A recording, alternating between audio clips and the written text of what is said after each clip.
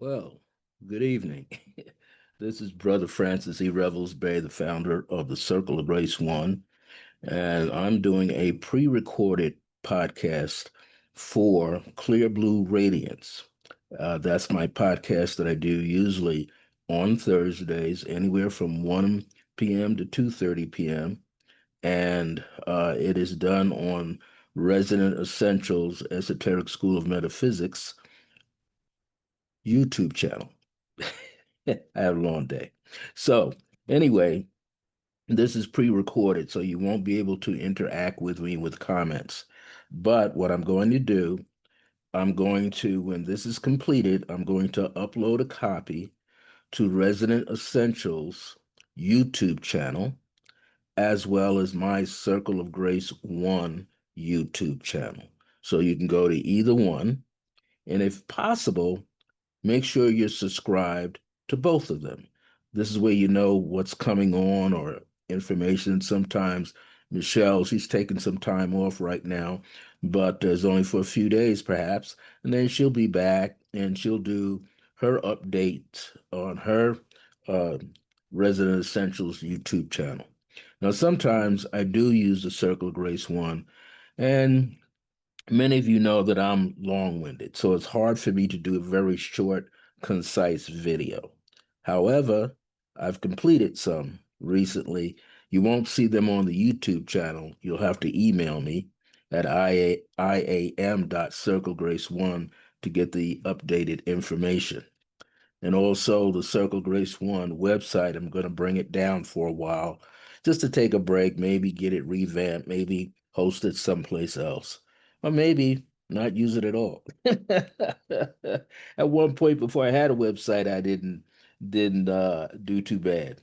So anyway, many of you may know that I've been a spiritual counselor for over 40 plus years.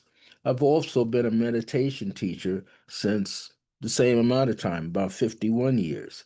I am the meditation teacher, usually on Saturday mornings at Resident Essentials Esoteric School of Metaphysics, located at 2703 Broadbent Parkway, Northeast Suite J here in Albuquerque, New Mexico, and the zip code in that area is 87107.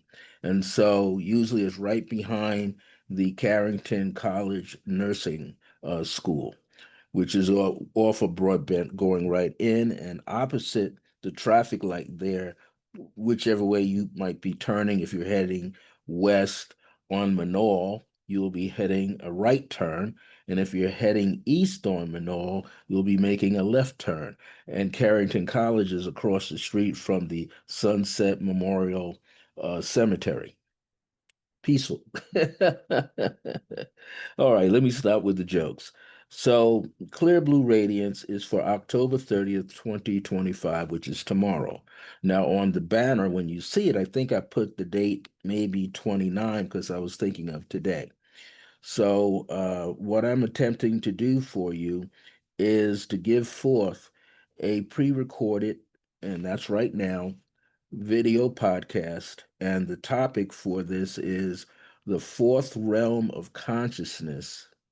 The fourth realm of consciousness is your heart center. Now, it's easier for people to understand when I say heart center because I'm also saying heart chakra. Chakra is a Sanskrit Hindu word that means wheel of light, and the wheel of lights that are given off as different essences through our auric field. But I'm looking at it from a philosophical standpoint.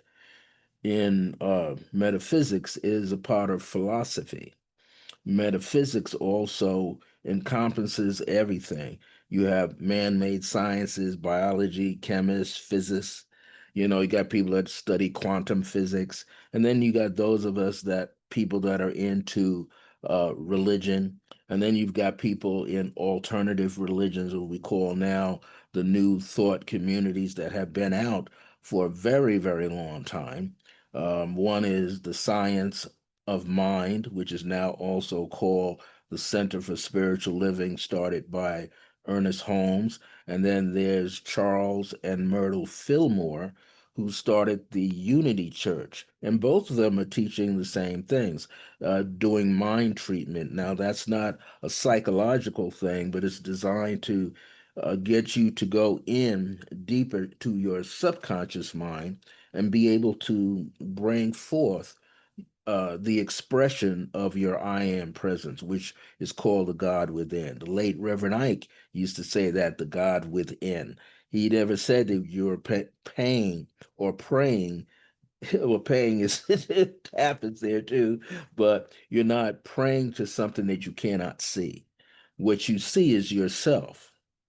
What you know is there is a consciousness that is infinite inside of billions of people on the planet, and that is a witness to your divinity, however, it is expressed through you on Mother Earth.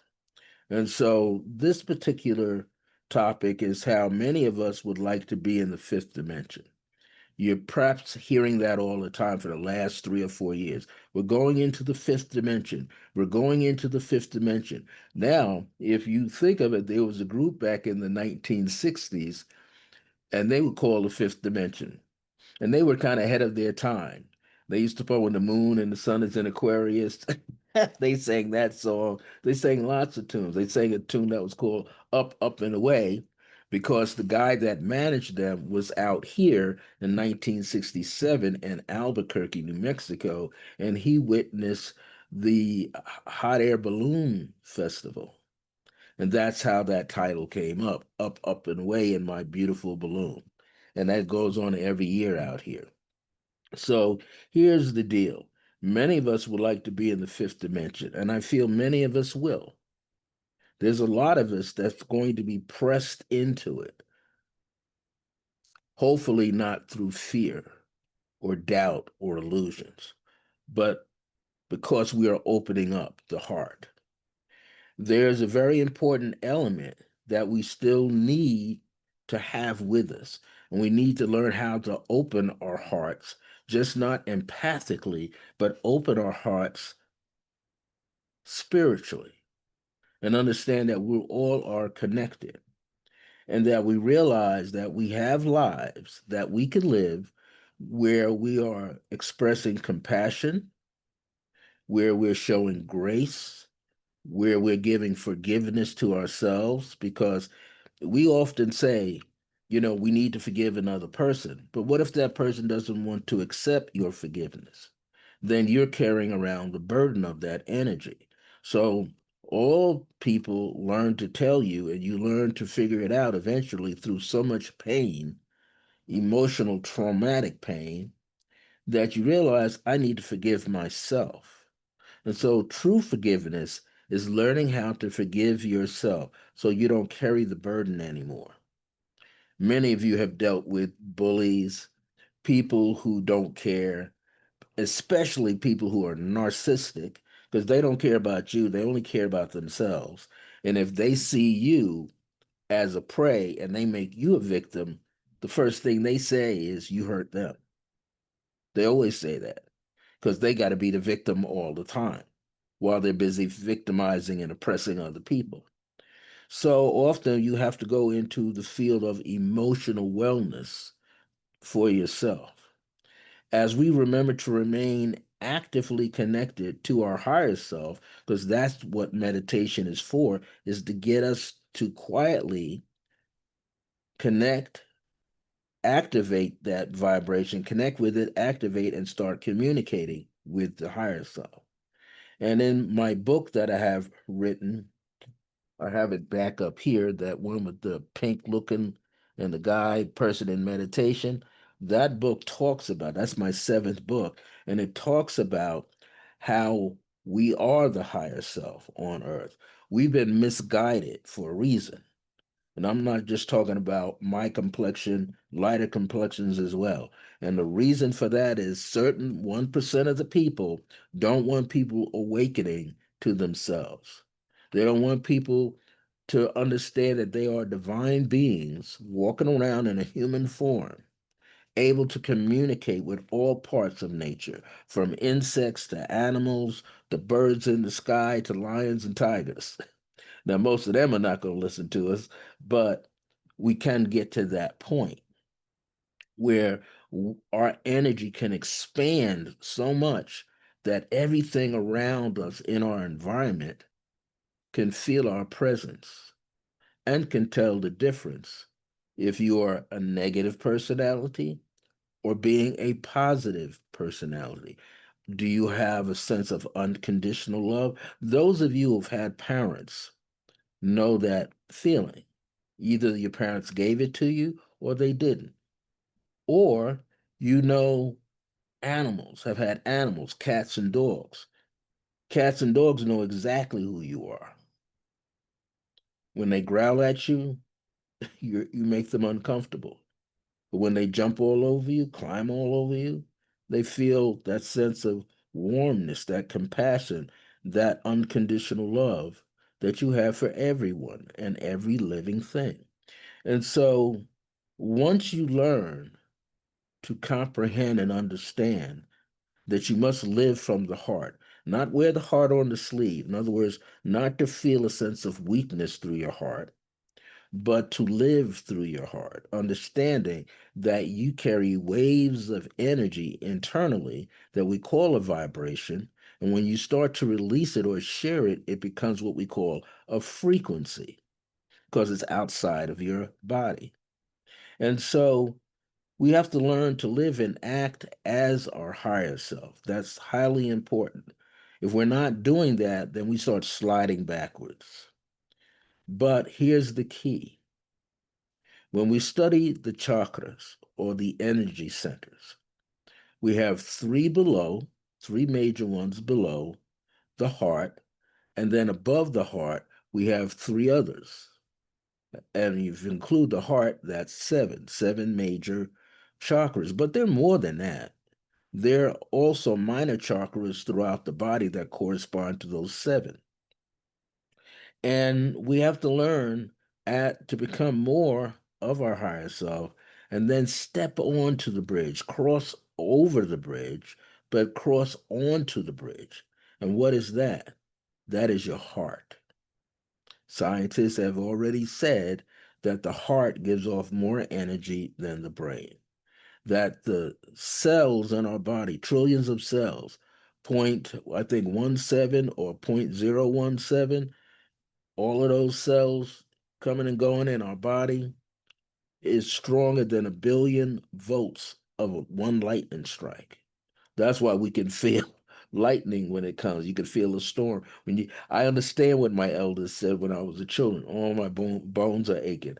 Oh, it's going to rain today. You watch the newsman, the weatherman, meteorologist said, nah, no rain today. But your elders have said, it's going to rain about maybe 2 o'clock. It's going to rain maybe at 11 a.m. And what happens? It rains. Why? Because the body is that sensitive to energy coming from any place. And so the fourth realm of consciousness is your heart center. This is why many, if not all, of us are feeling like we're being tested. Now, people might say, well, God is testing me. People will say, and I've said it too, my neighbors are testing me.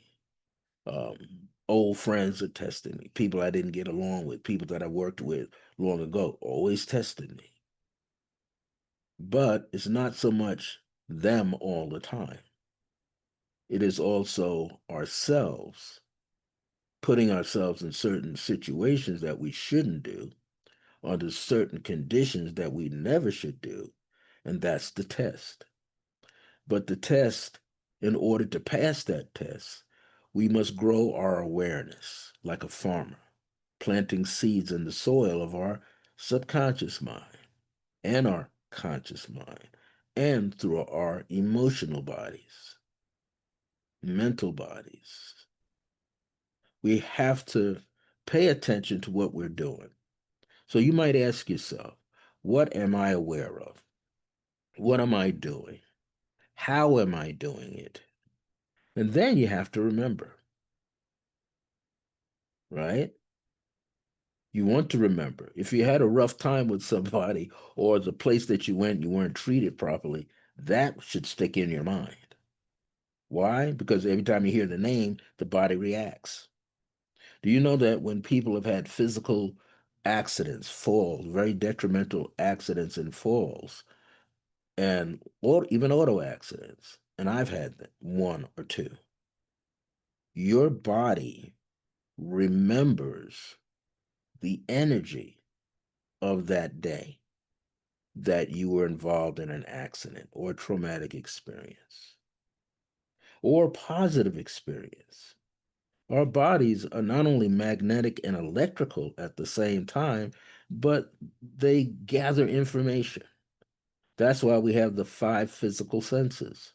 You gather information through sight, the things that you see around you. You gather through scent, the nasal passage, through your tongue, tasting food and anything else. Sometimes the wind and environments, you can tell, oh, there's metal in the air. It's acidic. You don't want to be in that area. Then there's touching. And then, of course, there's hearing.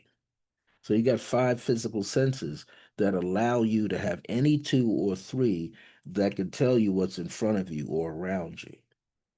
But then you have what is called ESP, extrasensory perception, which means there's the spiritual part of you inside that's greater than your eyes. It's called a pineal gland, more sensitive in the pituitary gland. And those glands help you to see and feel things through your body. And then you got all those different chakras. There's something called the eight clairs, Clairs. I'm going to just name a few of them. Third eye, all seeing eye, clairvoyancy from the pineal gland. The throat chakra allows you to have clairaudiency. And then you have something called clairsentience, and that's when you feel through your entire body, especially in your solar plexus. These things happen, these things are with us. They're not disconnected from us. That's why we need to study them. People who belong to fraternal orders study them. And, okay, they take an oath not to tell you what they're doing in there. Not only are they studying biblical scriptures metaphysically, they're studying the Quran, they're studying the I Ching, the Tao Te Ching, they're studying the Upanishads at some point. Maybe not so much in the lodge, but on their own, getting this wisdom. What is it about? It's about being the higher self. That's what it's about. And then there's the women's side of these orders.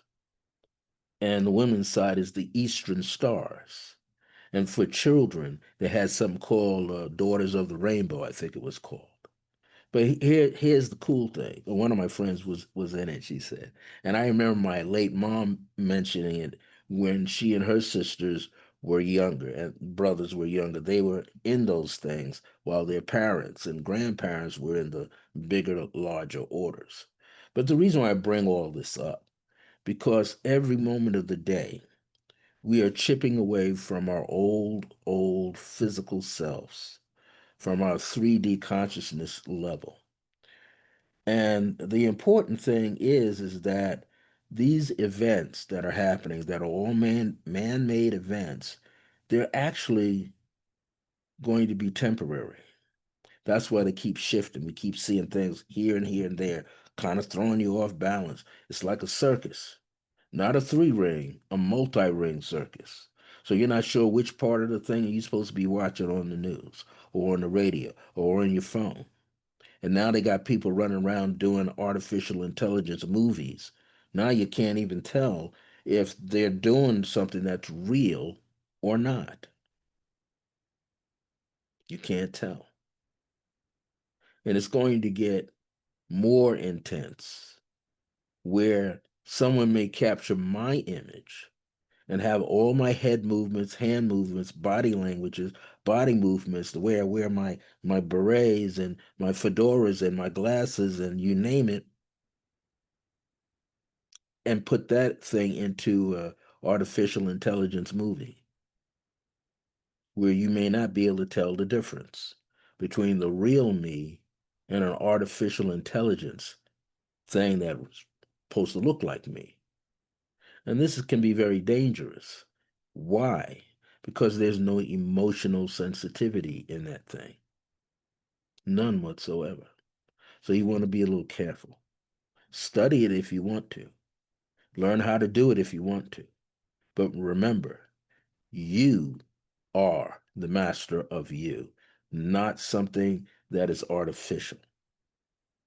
Now, sometimes we go through these events, man made events. That's a part of it. And the man made events is like getting lost inside of a corn maze, CORN, maze, MAZE. Have you ever been to a corn maze? They set them up on a farm. And they might have a large one and a small one and a medium one. And they might give you a paper sheet that's like a map. But when you walk in the corn maze, the stalks are taller than you. The only people that can see over the stalks are people that are 6 feet, 6'5", 6'7". Now they can look. And they have certain things like walkways or steps and bridges where if you get up to the top, then you can really see some part of the maze. But it's designed for you to get lost, have fun, get lost, and then have somebody come and get you. And I've been in a few of those. Where it's time to go, it's 5 o'clock, you don't want to get stuck out there. So then you get on your cell phone and you call up somebody that's working there and you tell them where you're at and they could locate you. They come get you in no time. So I mention all these things because we're in a maze. People use the term matrix all the time. That is a Latin term that means womb. Your mother has a womb. Your mother carried you in her womb. So it's much bigger than that, but it's based on that. They just don't want you to awaken to it because there's so much information out there. And we know that there's so much information out there because people are now, what, in the past 3 years, are shifting the history books around. And what they're trying to do is erase certain civilizations that are currently alive and working right now. So it's important for people to gather as much of that information. Our ancestors did it the long and the hard way. They remembered it. They had in the African villages someone called a griot or griot, Griot. And the griot was a storyteller. All the ancestors, all the elders, all the men and women who were laid up in age, they would tell the griot. And the griot would absorb all of that information right down to childhood. And they would remember those stories of their families and their ancestors and the land and how the villages became alive. And they carried the message, they carried those historical stories deep within them. And they would go from village to village. And when they land at a village, they might receive some sustenance food and water and other beverages and things, and clothing was a gift that was given to them because they were delivering a message that people needed to remember about themselves. And what is so significant here is that in this current life with this 3D mechanism going on forever, things get stifled. That's information. Things get lost on purpose and pressed and moved forward, taken from people. But what happens is you have to press forward. You have to keep stepping one step at a time, or two steps at a time, or run through the maze if you know it, and keep looking upward, but also looking within. Now, long ago, our egos were filters. Our egos were used as a filter, but now it was a filter for what? It was assisting us through discernment. And discernment is your ability mentally to know the difference from right and wrong, truth from a falsehood. You were supposed to be able to get it just like that. And your ego part, the I, that's the one that needs to survive, needs to get through whatever's going on. Well, it's got so flattened out, it has no level of sensitivity. And guess what? That's you too. That's a part of you, your ego. And now what it does, it runs amok. It's all over the place through our own miscreations. What is a miscreation? A mistake. And you know it's a mistake, but you treat it like it is not, or you create it like it's normal. That's a miscreation. And we are co creators to something much larger than we are, but we are a part of it. The universe, as we call it, the galactic space, the space brothers, space sisters from Lyra, from Andromeda, from Sirius, from Orion, and thousands of others. We're all in there, you know. We just wound up down here. We decided to come down here and play a game where we forget everything. We don't remember who we are. And some of us chose on our little soul contracts, higher self, we decided, okay, when I'm down here on earth, I'm going to awaken when I am 23. And other people agreed to that. And then there was others that said, well, I'm going to awaken and with them at age 30, 35 or 37. And then there's others, so I'm going to awaken at 40. And some said, well, I'm going to awaken at age 50. And then some said, well, you know, I don't want to awaken. I'm going to stay in the dream. I'm going to stay in the dream, and I'm not going to awaken until I'm in my 70s. But by that time, a person has a lot of catching up to do. Many people, tribes people, have said the age 50, when you hit 50, that's the time of rebirth. That means you lived a lot of your life from the time you were born, walking on the planet with your parents and your siblings, aunts and uncles, grandparents, co-workers, and peers. By the time you hit your 50s, age 50, 51, you decide, I need a change of pace. I need to do something different. And many people have done that, especially people who have worked all their lives, from children into adulthood. It's been a difficult ride. Excuse me. So we must empower ourselves with self love.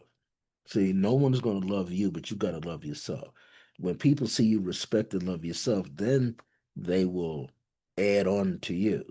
They can see you're authentic, you're real. You got to empower ourselves with compassion. We surround ourselves with passion that makes sense, that's healing, that's uplifting. You know, we have to have esteem, self-esteem. We have to be ennobled on our own. We have to get to a point where we know who we are finally, without any doubt, without any illusions or miscrediting. And why do we have to do these things? So we can heal from the internal world.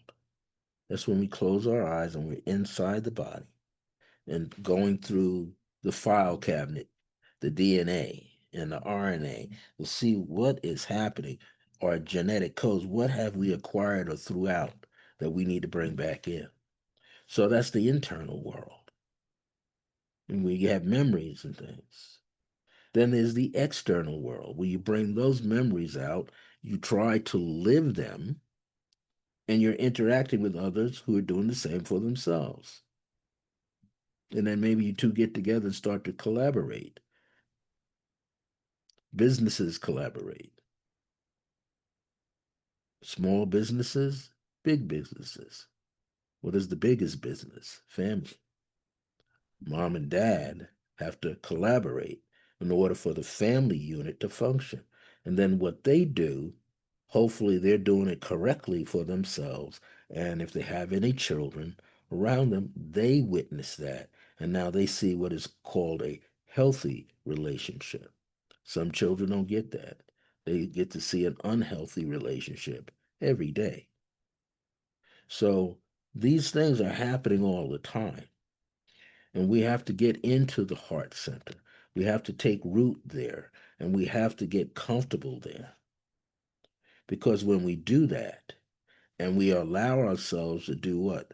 Master our emotions, overcome our anger, you know, learn to trust in humanity, collective humanity, trust in ourselves, trust in our loved ones. When we can do that, we are doing what? Freeing our minds, freeing up our minds so we get real crystal clear understanding. In other words, we work on ourselves to the point that then we're ready to help others free themselves.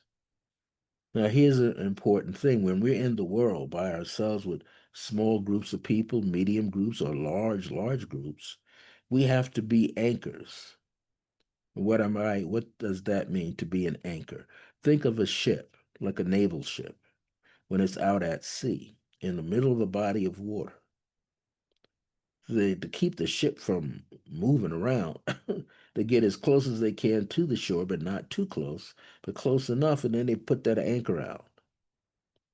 That heavy anchor tied to a rope or a cord or a hemp, and that's designed to do what? To hold the ship in place. They don't need the ship floating off. They're on smaller ships that the big ship can hold. So they throw this anchor. It kind of reminds you of a big thick fish hook, and they throw it over, and it sinks to the bottom. And they'll have two people who can swim well. They go down and make sure it's anchored, make sure it's logged in, and that it's not going anywhere. Usually connected to a huge stone, hooked into it, not going anywhere. Now they can swim back up to the top and get into smaller boats and explore what's around them. So it's the same. Someone has to be a designated anchor. And when a person becomes an anchor, what does that mean? That means they're learning to hold space for others to work on change, to work on growth for themselves. We all experience it at some point or another. We all experience what it's like to be an anchor. Some of you do it naturally. Some of you realize when you go to a big establishment, you don't necessarily sit in the middle all the time, but you will if you want to. Anchors usually sit toward the back or toward the corners, or better yet, toward an exit light. Especially going out partying, right? They go dancing, partying, you name it. Anything and anything can happen between people, groups of people or singles. So a good anchor will see a good seasoned anchor will always look around and see where all the exits are first. I have a habit of doing that sometimes myself. I'll go in specific restaurants that I like and I look for outlets. Why? Because I may want to charge my phone. Now I go to a place I've been going for 3 years. I kind of know where all the outlets are in one of the main eating areas. It's booths or tables and chairs. Now, I haven't figured out the lounge area yet because I don't go in there enough. But I tell you, I know the main area. But I say this in a jovial way, is an anchor looks for, see, the anchor person is actually supporting everybody else. The anchor person has an equal balance of emotions and the mental status and awareness and remembrance. They are kind and loving, compassionate and full of grace, happiness, joy, but they also are very firm. So an anchor can support energetically an entire room, but the anchor is always going to position themselves where they are in a place or an area of safety, because that's very important. You know, some people will go to places and they like to sit in the middle. Well, if there's a fire, you got to climb over everybody. So why not sit toward the end? You still can see the movie. you can still see the show. Or you sit up in the balconies. People say, I'm going to get right to the edge. You can get to the edge if you want. But if there's a cluster of people, you lose your phone, your camera, your glasses, because you're too close to the edge. And an anchor never gets to the edge unless the edge leads them out of the environment. So I say this as a living example. When you're an anchor, you're helping other people to grow together or in a solo format. They kind of feed off your energy, but not drain your energy because you're solid and you're rooted within yourself. So during this process, self healing takes place by being alone. Anchors thrive off of being solo individual. Anchors with a couple, coupled off, then they're comfortable with each other. They can keep what each other centered and grounded and aware of the environment and the people in the environment. Doesn't matter if it's metaphysical, spiritual, physical, or otherwise. The journey at times, though, is done with others and for others. But many times it is a solo trip. And many people, I experience it a lot, and I have a lot of few colleagues out here, those of us who invested our time in teaching other people metaphysics and spirituality and meditation and all these things, will tell you it's a very lonely trip. It's so lonely you're accustomed to being by yourself. But that means you got to entertain yourself. You got to read, do art, play some music, dance at home by yourself, do some yoga, do some Tai Chi, do some Qigong exercises, basic calisthenics, watch a movie, watch documentaries. Sometimes I'm addicted to watching UFO documentaries. Can't help it. I'm in Albuquerque. They're out here. But the thing is, you have to do something that uplifts you. So this is why self-evaluation, because it means that you're taking responsibility for yourself. There used to be business groups that would say, at the end of the week, on a Saturday, when you leave work, write a report. What did you do? What did you accomplish? Saturday, Friday, Thursday, Wednesday, all the way back to Monday. Were you successful? How many sales did you make? How many turn downs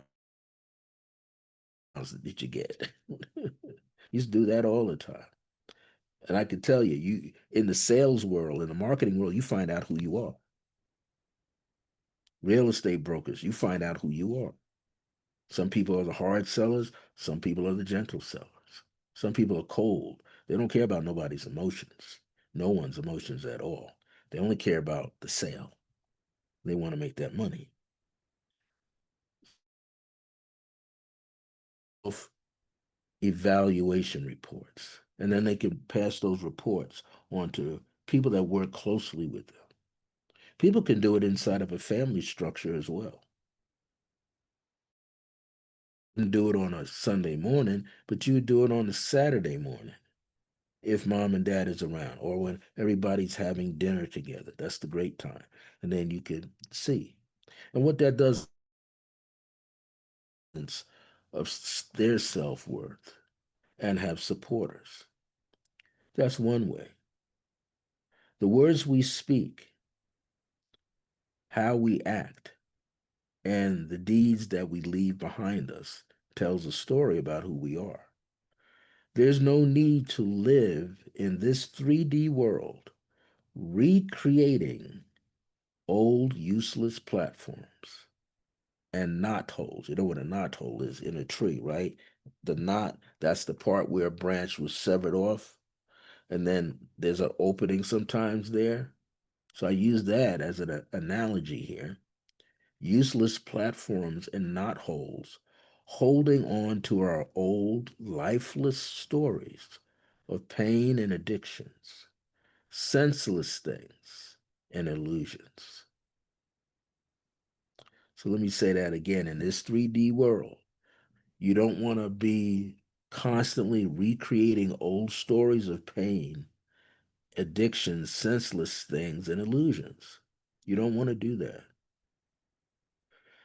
And we may not realize, this is very important, we may not realize how close we are to succeeding after all, because we're carrying so much burden, got too much strain on us. Sometimes you lose your throat from talking and talking and talking. Sometimes you want to stuff your ears because you don't want to hear no more negativity. You literally run away from people who are thinking and acting negatively. This is why doctors in the 40s and the 50s used to tell somebody, you need to go into the countryside. You need to go camping, stay in a cabin. Why? Just to hear the song of nature itself, the sound of nature, the smell of nature. And some people have camping down, Pat. I'm not a camper, no matter how many times I've done it. Why? Because I don't like sleeping on dampness. People say, ground yourself. Take off your sneakers, your socks, and walk barefooted. Well, here's something my late mother Grace used to say when grounding wasn't popular. She said, because they grew up on a farm. Sometimes they ran around barefooted, but they were smart. You don't run in an area where you know animals have fecal matter left over, fresh or hard, or in the ground. You don't want to be in a place where animals urinate. See, people don't tell you those things. And what they don't know is that each, your hands, your palms, especially your feet, the soles of your feet, have over 2,000 pores. So you're going to run through stuff, and eventually it gets in your feet. So if you're going to ground, make sure you ground where it's clean, where you think it's clean. And here's another thing. You don't always have to take off your socks and ground. You can ground with your socks on. Or get something where you can clean your feet after you're done. Because even when people say, okay, I'm walking around, I'm grounding. If they got some socks, some people put the socks back on. Now you're harboring all the bacteria, and the bacteria is in the socks. So you have to be careful. Be careful where you choose to be an anchor, and be careful where you choose to ground, to be centered. Every step you take is important, whether it's physical step, mental step, emotional, or spiritual. Every step counts, and every step is important. And not all places do you have to walk into. See, when you find people, they got to be seen all the time, and oh, they got to look their best and be seen and get compliments. Those people have a tendency to be narcissistic and egotistical, meaning self centered. They have a word for you, but they don't want to listen to you, your word that you have for them. So you got to know how to spot those people. And here's something else. The veils are lifting. Now, they've been lifting and shifting for a very long time. But what I mean now is if you are a sensitive, psychic, empathic individual, intuitive at the same time, and you got all those other clairs working, you might notice that just outside your peripheral vision, using peripheral vision, you see the split in the energy field. And you can see other beings and other people. You can see your ancestors, your neighbors who have transitioned into the light. That's the skills that you got to develop so you're not shocked. You're not pulled out of your boots. You don't faint. Why? Because your whole body is sensitive to the environment that it is in, the environment that you brought your body to. Remember, I said earlier, if you've ever had an accident or a fall or your car accident, bike accident, you name it, your body has recorded all of that. Your muscles in your face, hands, arms, back, legs, feet. Your body has a certain awareness where it remembers when you're getting ready to go into a similar environment, your body starts to shake, tremble, cramp up, get dizzy. You say, why am I doing that? Because your body knows. When I used to teach Tai Chi to people, I used to say, I'm going to teach you enough, but keep it as simple as possible because some part of you already knows how to do Tai Chi.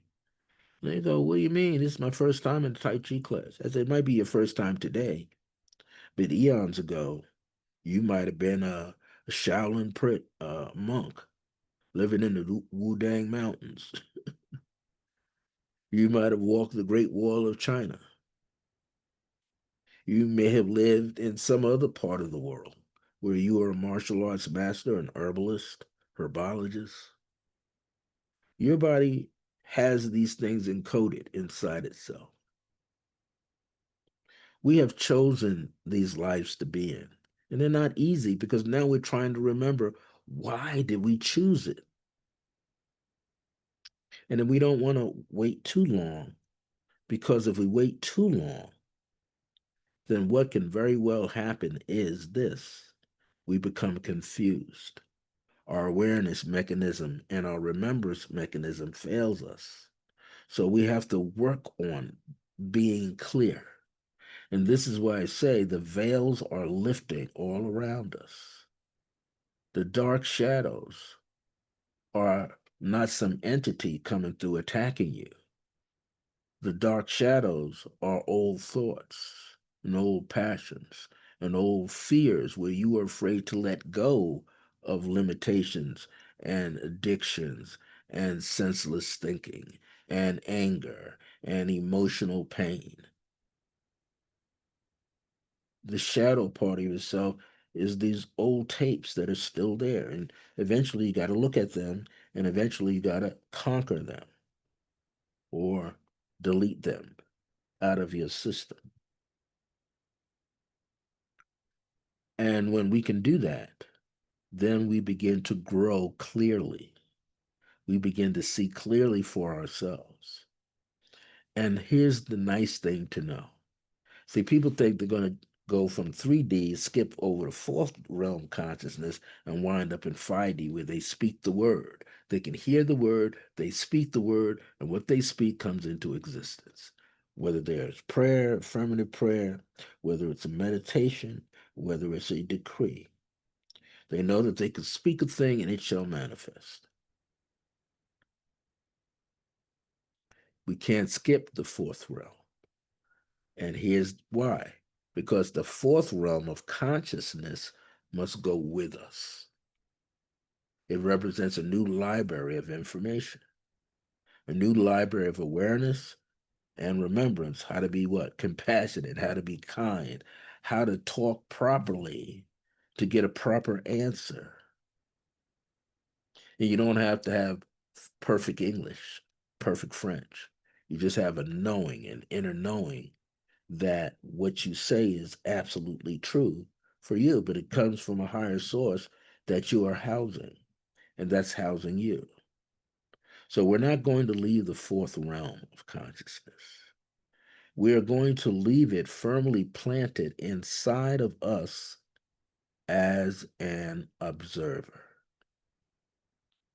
So you might say to yourself, I'm looking around, I'm combing my hair, I'm brushing my teeth, I'm washing my face, blah, blah, blah. But who's that through me looking and seeing my reflection? You are a heavenly brother or sister, man or woman, girl or boy that's beginning to put it all together now. Because you see the veils lifting, the veils are getting thinner and thinner and thinner. In fact, the reason I want to put this out because the quote unquote Samhain or Halloween time is coming up. And that is the time when the physical and spiritual world has a veil and it thins out. And it's the ideal time to lay out a prayer ahead of time, plant some seeds for things that you want to accomplish, some things you want to get going in your life. And people say, well, I don't have much room in my place to do that. Yeah, you do. Just face, if you know where east is in your home, you can use your imagination that you're outside looking at the horizon. And I like to see it as water at night, rippling quietly and gently, and I can hear the crickets and so forth. And when I'm out there or within myself out here, I feel every word that I say or speak. So, if you're getting this video and you happen to be watching it, I hope you don't miss anything, miss a time. I'm just releasing some information. You write down your prayers for everything you want to do for the coming year. Start, and so that when you write it, you put it on your altar or put it in your holy book, whatever is a holy book for you. Put it under a glass of water, and you want to see everything be accomplished on your behalf for you through all divine sources, divine providence, divine intervention if necessary, divine protection if necessary. But you can do these things. And guess what? You write it could be 3 pages back to back in an envelope. And then when the year is over, the next year is over, you open it up. You might notice you've accomplished many of the things. Why? Because you made a connection between yourself and the spiritual realm of divine providence, omnipotent one, omniscience, or how they say it, all science, all power, all awareness, all remembrance. Old school would say, pray incessantly, pray without fear, pray with conviction in your voice and power. Say your prayers in a low, audible tone so others don't hear you. Or if you're in a place by yourself, you can shout them out. Why? Because you create the vibration, and when you speak it, now it's frequencing itself out. And this is important. So, we're going to leave that fourth realm of consciousness, the heart chakra range, firmly planted inside of us so it becomes the new observer. Our heart center is where we shall be in those moments when there's confusion, where there's pain. And we know that pain carries the strongest wave of energy that can overwhelm you like what? A tsunami in nature. Shock, like you see something being struck by a lightning bolt. But it can also be as bright as the sun. Your heart center could be as bright as the sun. As my two favorite guys, beloved Akhenaten and Nefertiti say, Sirius B, the blue star, is the great central sun. All Masonic orders, that's what they're striving to get to. Sirius. Why? Because they want to link up to the greatest temple throughout the universe, throughout the galaxies. But here's something. If you can be bright like the sun, then the illusions of the world are slowly slowing down and passing away.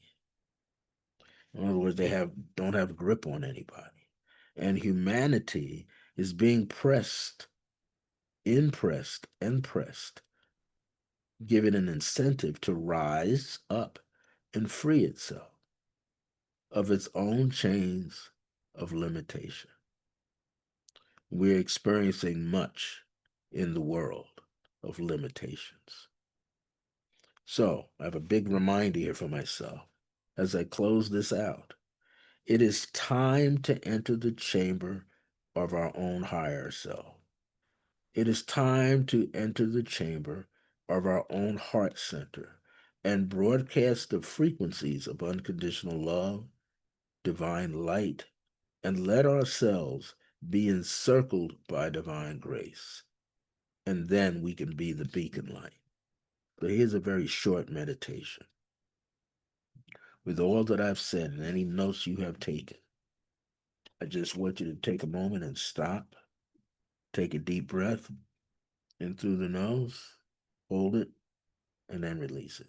So in for 4, hold for 4, release about 6. Do it again, hold, release. One more time. Inhale to what feels like 4 seconds. 4 ticks on the clock to you. Hold the breath. 5, 6, 7, and 8. Now release the breath. 9, 10, 11, 12, 13, 14. 14 counts. But if you're only unable just to inhale the 4, hold the 4, release the 4, it's just as good. Do what you feel comfortable to do. Relax. Place your awareness between your eyebrows. That's the bubble light where the the pineal gland shoots its energy out. But I want you to tap the sternum, the center of your sternum, awakening the heart center on a larger level for yourself.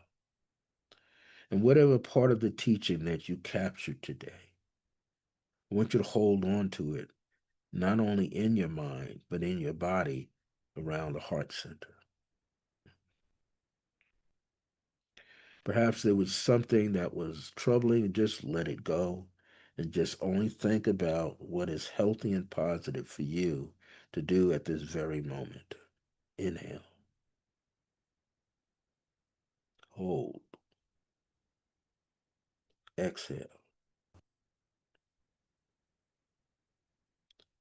Establish your regular breathing now.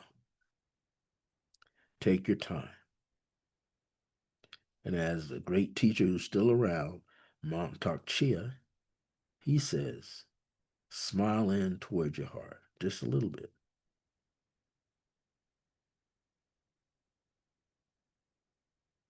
And when you release the air, the breath, the heart expands, meaning smiling back toward you, accepting your love for yourself. Whatever you do this weekend, take good care of yourself, be safe in the streets, and tell your children be safe. Let the elder siblings go with the youngers, or better yet, people do those Samhain Halloween parties. Do that. Be at somebody's house where you know you could be safe, where you know there's parents chaperoning. Take care of yourself. My grace is your grace. I hope to do maybe a live soon. I've been slowing down a little bit. I'm 73, so I'm trying to take a break and be a little easier on myself.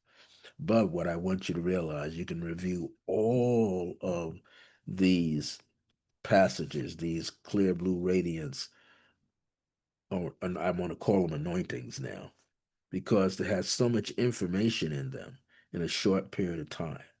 You can go to Resonant Essentials and you'll see most of them right there. You'll see a few of them on my Circle of Grace 1 YouTube channel. Click into either one, get the information. Thank you for being appreciative, for following me, for subscribing to Resonant Essentials, Esoteric School of Metaphysics, and the Circle of Grace 1. Thank you so much. My grace is your grace. And if you need more information or questions about anything that I'm doing, especially the Clear Blue Radiance is the Light Within, which is an 8-part video set, or 5-point Creative Pathwork System, which is a 6-part video set. They're both done, ready to go. The only thing, I wasn't in a great lighting area, so it looks pretty much like this. Some is a little lighter, brighter, and others is just about the same, but the information is there. That's what I want you to understand. If you want to know how to purchase them, just email me at iam.circleofgrace1@gmail.com. That's iam.circleofgrace1@gmail.com. Look forward to seeing you real soon. Save this video on an external hard drive, because in about 3 or 4 or 5 months, I may not have them on my hard drive. So I just want to let you know that. Take care now. Be good to yourself. And until next time, Remember that divine grace is a blessing as we're alive and well in the age of remembrance. Bye now.